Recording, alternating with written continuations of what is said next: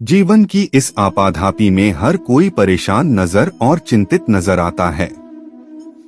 किसी को अपने करियर की चिंता है तो किसी को अपने कारोबार की चिंता खाई जा रही है।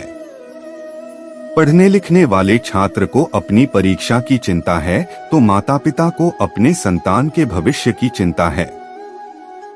सुबह उठने से लेकर रात को बिस्तर पर जाने के बाद हर समय व्यक्ति किसी न किसी चिंता में डूबा रहता है। लेकिन क्या इस चिंता करने से उसे कोई लाभ होता है या फिर यही चिंता उसके नुकसान का सबसे बड़ा कारण बनती है? जीवन में लाभ को पाने और हानि के डर की चिंता के बीच आज लोगों को इस बारे में जरूर सोचना चाहिए कि आखिर चिंता और चिंतन के बीच क्या फर्क होता है। तमाम संतों महापुरुषों ने चिंता को चिंता के समान बताया है। उनके अनुसार चिंता एक ऐसा कष्ट है जिसमें डूबा हुआ व्यक्ति पल पल मरता है और पल पल जलता है। किसी चीज की चिंता व्यक्ति के दुख को कम नहीं करती है बल्कि उसके सुख को लूट लेती है। आइए चिंता और चिंतन के बीच का बड़ा फर्क जानने के लिए पढ़ते हैं सफलता के मंत्र। चिंता से कुछ हासिल नहीं होता है, लेकिन चिंतन करने से ऐसी कोई चीज नहीं है जिसे जीवन में न हासिल किया जा सके। चिंता और चिंतन में बहुत ज्यादा फर्क होता है।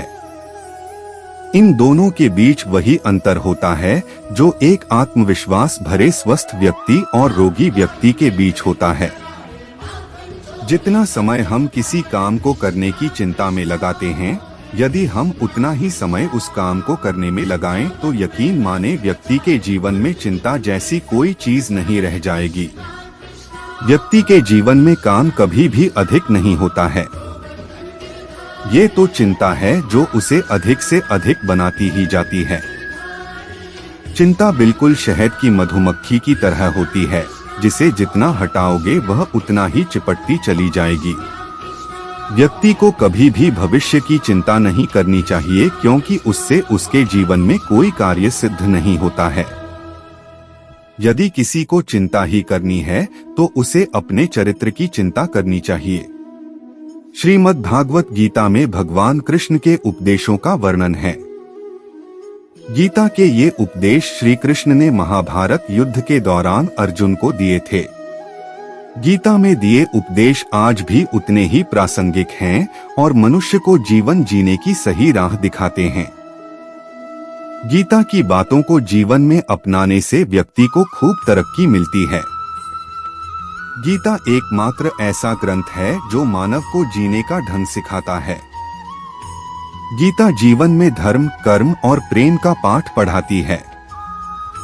श्रीमद् भागवत गीता का ज्ञान मानव जीवन के लिए उपयोगी माना गया है।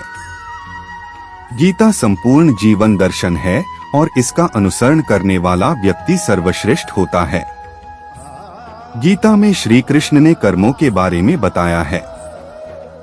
गीता में श्री कृष्ण कहते हैं कि जिस मनुष्य का अपने कर्मों पर अटूट विश्वास होता है और जो मनुष्य अपने कर्मों पर सदा अडिग रहता है, वही मनुष्य जीवन में सफल हो पाता है। जबकि जो मनुष्य सिर्फ फल की चिंता करता है, उसे जीवन में सिर्फ असफलता ही प्राप्त होती है। श्री कृष्ण के अनुसार परिस्थितियां चाहे कितनी भी खराब हों, वो हमेशा एक जैसी नहीं रहती हैं। वो बदलती जरूर हैं, इसलिए मनुष्य को हिम्मत नहीं हारना चाहिए। श्री कृष्ण कहते हैं कि ईश्वर कभी भी किसी व्यक्ति के साथ ना इंसाफी नहीं करता, वो उसको केवल वही देता है जिसके वह लायक है। गीता के अनुसार कोई नहीं देगा तेरा साथ, यहाँ तुझे लड़ना भी खुद है और संभलना भी खुद है। हे अर्जुन, व्यक्ति जो चाहे बन सकता है यदि वह विश्वास के साथ इच्छित वस्तु पर लगातार चिंतन करे। श्रीमद् भगवद गीता में श्री कृष्ण कहते हैं कि जीवन में कुछ भी स्थायी नहीं है, इसलिए स्वयं को अधिक तनावग्रस्त न करें। किसी के साथ चलने से ना तो कोई खुशी मिलती है और ना ही लक्ष्य, इसलिए मनुष्य को सदैव अपने कर्मों पर विश्वास करते हुए अकेले चलते रहना चाहिए। गीता में श्री कृष्ण कहते हैं, दूसरे के कर्तव्य का पालन करने से भय होता है और स्वधर्म में मरना भी बेहतर होता है। अर्थात हमें दूसरे का अनुसरण या नकल करने की बजाय स्वधर्म को पहचानना चाहिए। दूसरों का अनुसरण करने से मन में भय उत्पन्न होता है। श्री कृष्ण के अनुसार डर हटाने का एक ही उपाय है और वो है अपना स्वधर्म पहचानना और उसमें जीना। किसी भी चीज को समझने के लिए सबसे पहले मन को शांत रखना चाहिए और फिर काम पर ध्यान देना चाहिए, क्योंकि हम मन से ही प्रश्न खोज लेते हैं और मन में ही जवाब देकर बैठ जाते हैं। भगवान कृष्ण ने मन को शांत रखने के लिए दो चीजें बताई हैं। भगवद गीता में भगवान श्री कृष्ण कहते हैं, मन का बेचैन होना उसका स्वभाव है।